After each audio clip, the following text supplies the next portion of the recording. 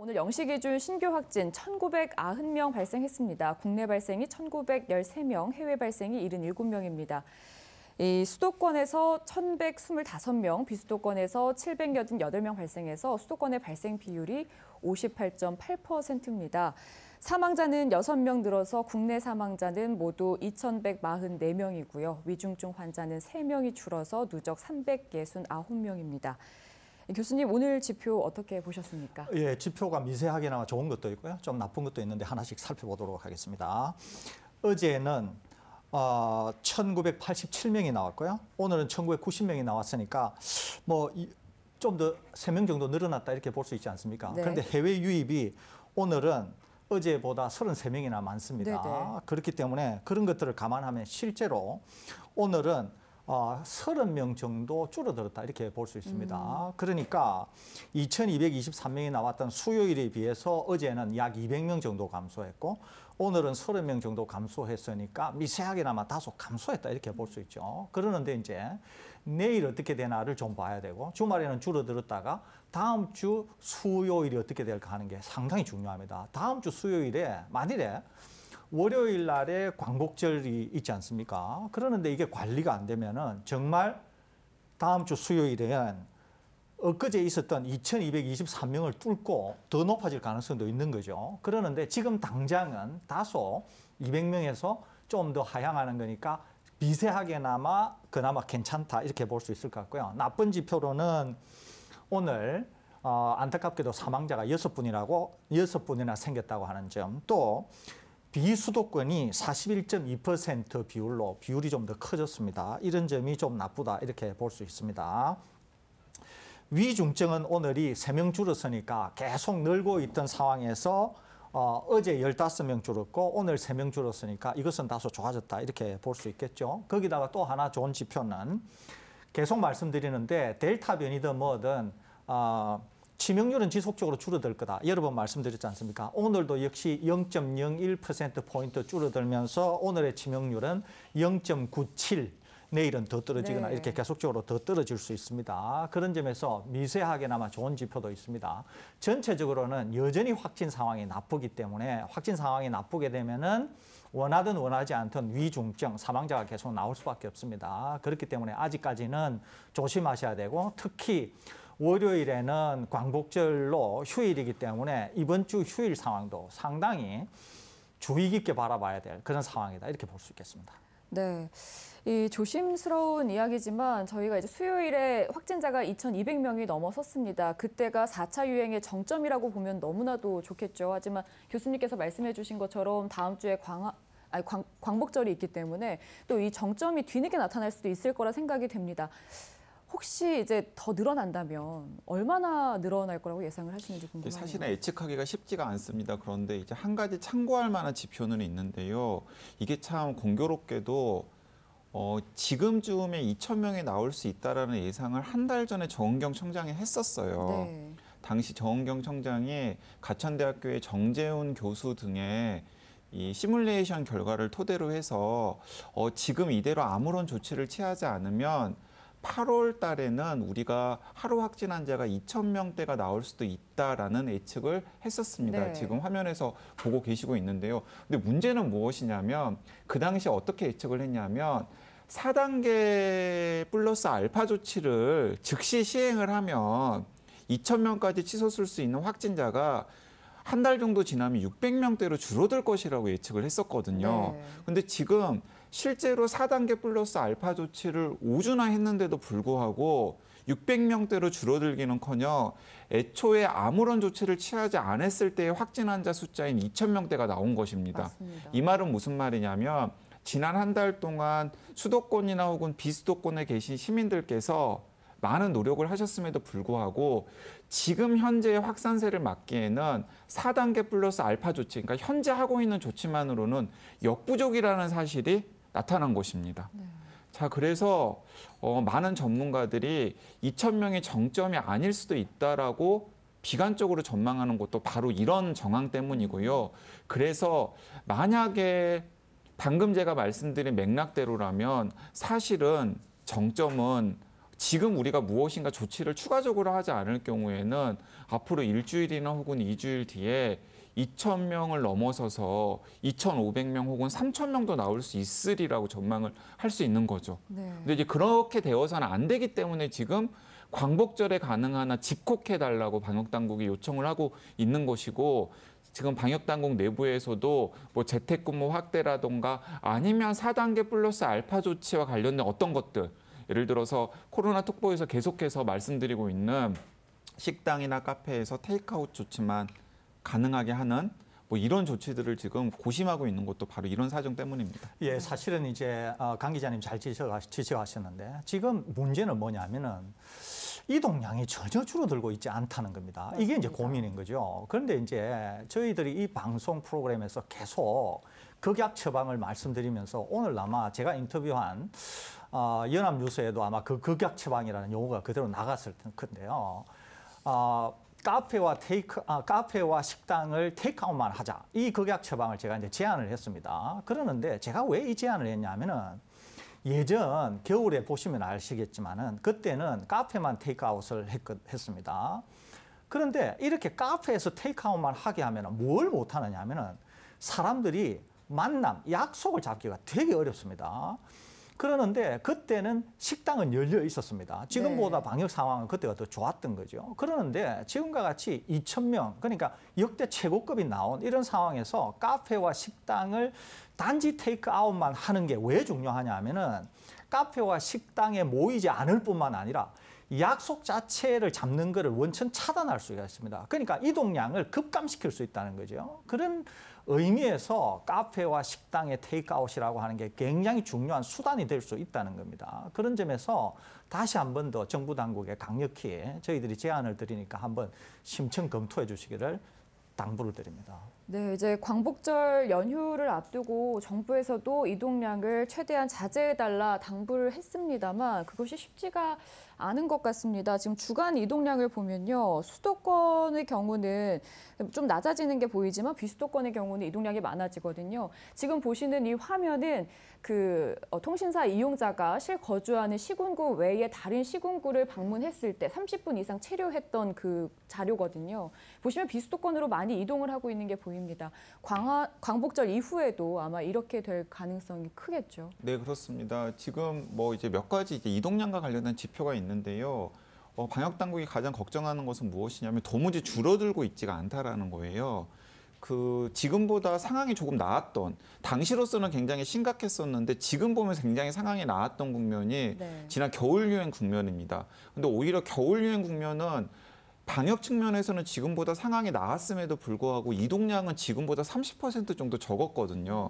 그러니까 지금 상황은 더 나쁜데도 불구하고 이동량이 30% 더 많다라는 거니까 네. 방역 당국이 굉장히 답답해하고 있는 것이고요. 방금 표에서도 확인할 수 있었듯이 수도권 같은 경우에는 확진 환자가 많이 나오기 때문에 지난 한 달 동안 이동량이 정체되어 있는 분위기 모습이 보이는데 비수도권 같은 경우에는 오히려 지금 이동량이 지금 높아지고 있는 상황이거든요. 자, 그렇기 때문에 그게 이제 지표로도 나타나고 있는 거죠. 수도권 같은 경우에는 전체 확진 환자 중에서 비율이 70%와 60%를 왔다 갔다 하고 네. 있는데 비수도권 같은 경우에는 점진적으로 지금 늘어나고 있는 상황이 나타나고 있지 않습니까? 이제 몇 차례 강조해 드렸습니다마는 부산, 경남 같은 곳은 지금 부산, 경남 합쳐서 하루에 확진 환자가 200명 이상씩 계속 나오고 있는데 이런 상황이 계속되면은 지역의 의료 체계가 감당을 못 합니다. 그러면 중증 환자가 발생을 하더라도 지역의 의료기관에서 처치를 하지 못하고 수도권에 있는 빈병상을 찾아가지고 보내야 되는데 이게 수도권에 있는 빈병상을 찾아가지고 중환자를 이동하는 게 쉬운 일이 아니에요. 어레인지하고 어쩌다 보면은 더 위험한 상황으로 빠지고요. 자칫 잘못하면은 바로 병원에 갔으면 생명을 건질 수가 있었는데 병원 찾고 수도권으로 이동하는 과정에서 생명을 잃는 경우가 생길 수가 있습니다. 이제 그렇기 때문에 방역 당국에서도 수도권도 문제지만 비수도권은 더 문제다라고 네. 심각하게 인식하고 있는 것입니다. 그렇기 때문에 사회적 거리두기를 잘 지켜줘야 하는데 그 교수님께서 말씀해 주신 것처럼 식당이나 카페에서 테이크아웃을 하게끔 한다 하면 지금 이동량을 보면은 피로도가 상당히 높아진 거를 알 수가 있거든요. 그 지켜질지 또 다른 예상하지 않았던 곳으로 사람들이 흘러가진 않을지 걱정이 됩니다. 뭐 그럴 수는 있습니다. 그러는데 이제 우선 하나는 식당이나 카페를 테이크아웃을 하게 되면 기본적으로 사람들이 만나는 게 되게 이제 어려워집니다. 만나기가 어렵다는 거죠. 또 하나는 이제 이런 분들이 있습니다.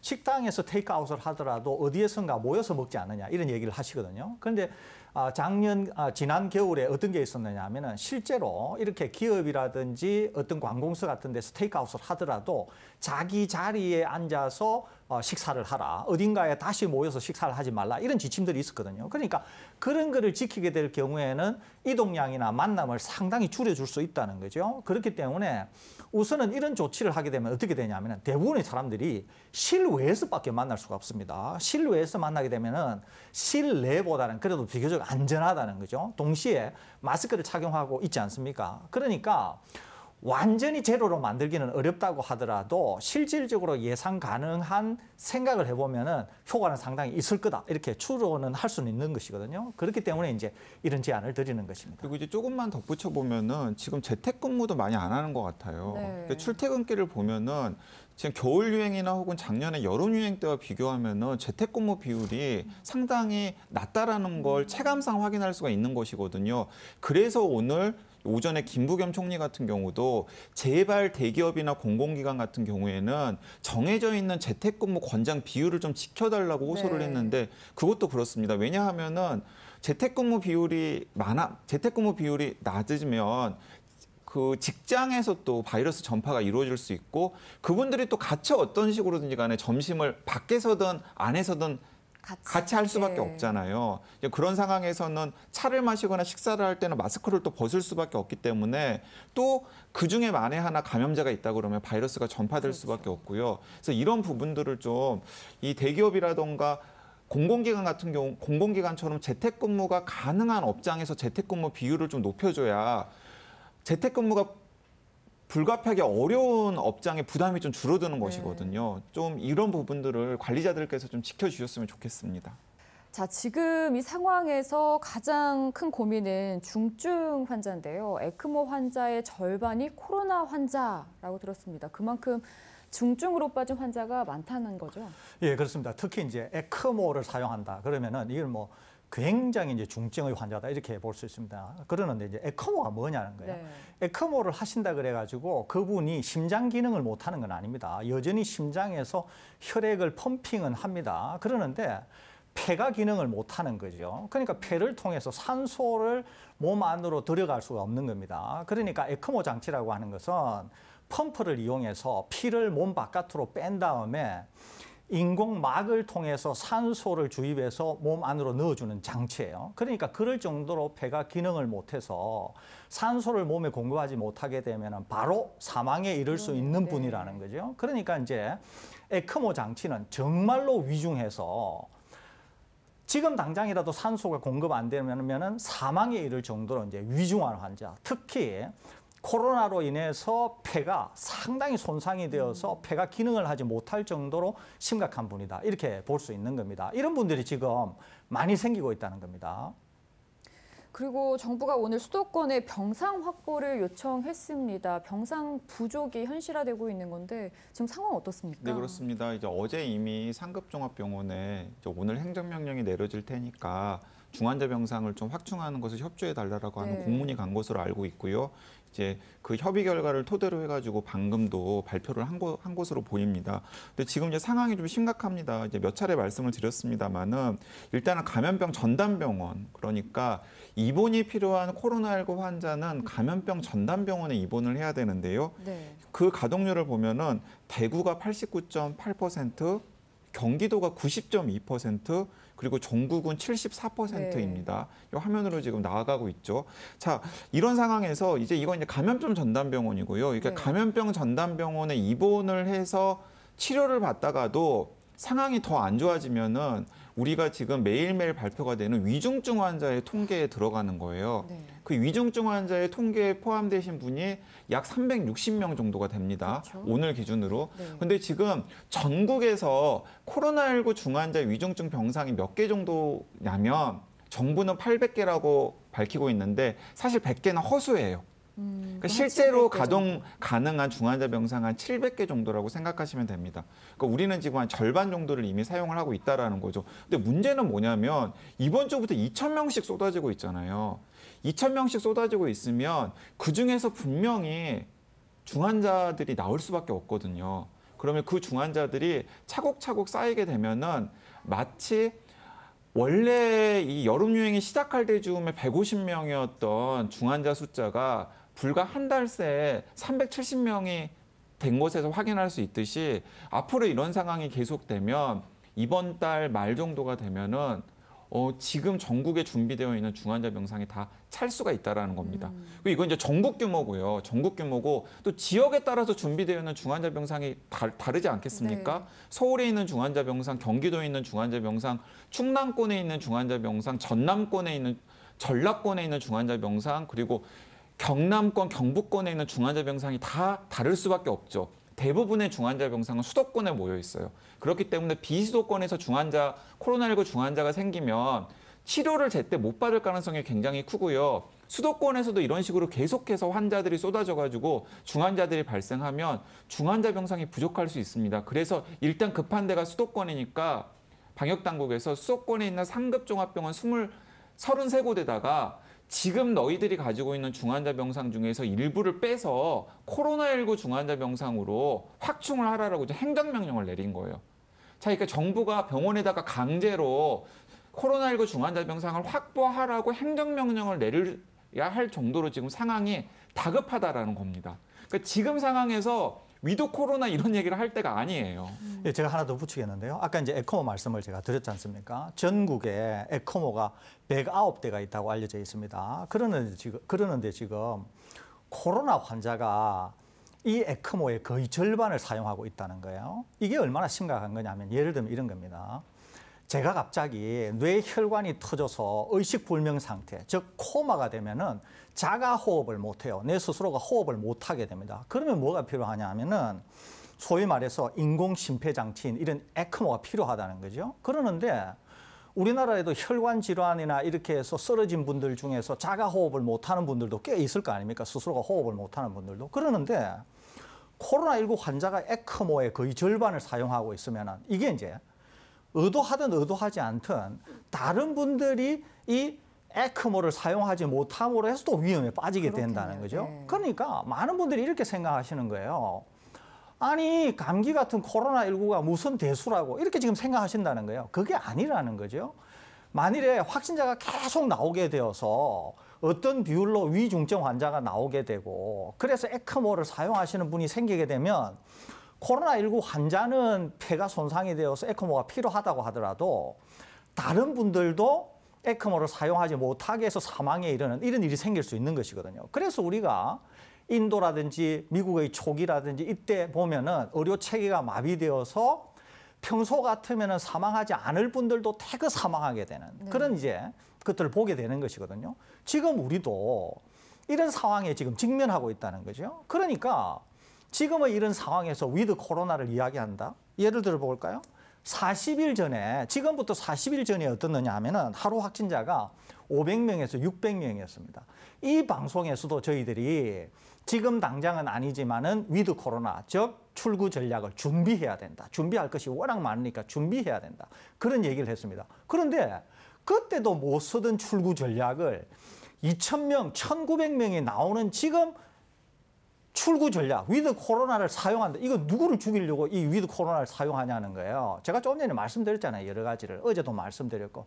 그렇기 때문에 지금은 우리나라가 백신 접종 상황이나 그런 것들 때문에 위드 코로나를 사용할 때도가 아니라는 거예요. 지금은. 네. 지금은 어떻게든지 간에 확진자 수를 더 떨어뜨리고 방역 상황을 더 좋게 하면서 더구나 백신 접종률을 더 높여야 우리가 위드 코로나를 얘기할 수 있다는 겁니다. 좀 이따가 좀 더 자세하게 왜 그런가 하는 것을 다시 설명드리도록 그 하겠습니다. 덧붙이면 중환자 병상의 사정도 마찬가지입니다. 이제 그 시청자분들께서 이제 이해를 돕기 위해서 제가 예를 하나 들어보겠습니다.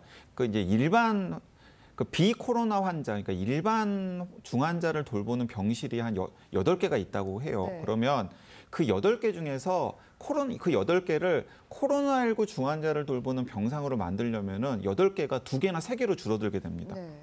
왜냐하면은 8개를 고스란히 다 코로나19 중환자 병상으로 쓸 수 있는 게 아니에요. 왜냐하면 코로나19 중환자는 다른 일반 중환자와 분리되어야 되기 때문에 분리되는 여러 가지 시설들까지 설치를 하면은 전체 8개 있는 중환자 병상이 순식간에 코로나19 중환자 병상 3개로 줄어들게 됩니다. 자, 그러면은 이제 어떤 일이 생길까요? 코로나19 중환자 3명은 더 돌볼 수가 있습니다. 그런데 갑자기 교통사고가 나와가지고 아니면 갑자기 심장이 멈춰가지고 혹은 여러 가지 일로 일상생활에서 중환자들이 생길 수 있잖아요. 그런 중환자들이 수도권에 있는 상급 종합병원으로 오게 되면 중환자 병상이 없어서 처치를 못 받게 되는 거예요. 자, 그러면 이렇게 코로나19 환자들, 코로나19 중환자가 늘어나면 그 여파로 다른 일로 중환자가 생겼을 때 그 중환자들이 제대로 병상을 찾지 못해서 케어를 못 받는 상황이 생기고요. 이제 상호로 안 좋은 영향을 끼치면서 결국에는 사망자들이 늘어나는 일이 생길 수가 있다는 겁니다. 지금 바로 이런 상황이 오기 목전에 와 있기 때문에 지금 정부에서 수도권에 있는 33개 상급종합병원에 코로나19 중환자 병상을 확충하라고 했는데 그 여파가 여러 가지 부정적으로 나타날 수밖에 없다라는 거죠. 그 두 분의 말씀을 종합해 본다면은 병상만 추가로 확보하는 게 능사는 아니다라고 정리를 할 수 있을 것 같고요. 그리고 하나 더 궁금한 것은 지금 수도권에서만 병상을 추가로 확보해달라고 요청을 했는데 지금 확진자 비율을 보면 비수도권도 계속해서 늘고 있습니다. 비수도권은 그럼 이대로 괜찮은 건지? 비수도권은 이제 고심이 되는 거죠. 왜냐하면 비수도권은 중환자를 돌볼 수 있는 병원 자체가 제한적입니다. 예를 들어서 그 수도권 같은 경우에는 상급종합병원이 33개나 되잖아요. 네. 근데 비수도권 같은 경우는 지금 비수도권에서 혹시 이 방송을 시청하시는 시청자들은 아마 감 있다 오실 거예요. 우리 지역의 상급종합병원이 몇 개나 있는지 한번 생각해 보세요. 거의 뭐 한두 개죠. 대학병원 한두 개죠. 그러니까 비수도권에서 코로나19 중환자가 발생하면 어떤 식으로든지 간에 수도권으로 이송할 수밖에 없습니다. 지금 상황에서는. 이제 이런 것들이 지금 전체적으로 확진 환자가 늘어나면은 나타날 수밖에 없는 일이고요. 정부에서 수도권 상급병원 33곳에다가 중환자 병상을 늘리라고 거의 강제 명령을 내린 이유도 이거 수도권에 있는 중환자뿐만 아니라 전국에 있는 중환자들을 다 케어를 해야 되는 상황이 생기기 때문에 이렇게 되는 것입니다. 그렇군요. 자, 이렇기 때문에 병상 문제를 예상하고 자가치료 확대안을 서울시에서 논의 중입니다. 또 방역당국도 경증 환자의 경우 자가치료 방식을 검토 중인데 우려스러운 부분이 없을까요? 우려스러운 부분이 많이 있죠. 예를 들면 이런 겁니다. 자, 지금 중환자 병상이 없다 그래가지고 중환자를 집에서 돌볼 수는 없는 거 아닙니까? 네. 그렇죠. 그러면은 자가치료를 할 수 있는 대상은 굉장히 제한적이라는 거죠. 병원에서 돌볼 환자가 따로 있고 자가 치료가 될 환자가 따로 있다는 거죠. 그러니까 이제 이렇게 생각할 수는 있어요. 생활치료센터에 갈 대상자를 생활치료센터가 아니라 자가 치료를 하자. 이것은 한번 검토해볼 만은 하다는 거예요. 그러는데 병원에서 치료를 받아야 될 사람을 집에서 자가로 치료한다. 이것은 개념상 맞지 않다는 거죠. 또 하나는 저번에도 말씀드렸는데 자가에서 치료를 하려고 하면은 갖춰야 될 조건이 있어요. 하나는 나 혼자 산다 형태가 되거나 그럴 정도로 경증이거나 아니면은 만일에 돌봄이 필요하다 그러면은 이제 집이 갖춰야 되는 조건 또 그 안에서 접촉하는 사람이 백신을 접종한 여부 또 얼마나 경증이냐 무증상이냐 이런 것들 따져야 될 게 많다는 거죠. 그러지 않으면 자칫 자가에서 하게 되면서 지역사회로 가족을 통한 지역사회로 전파가 있을 수 있다는 거죠.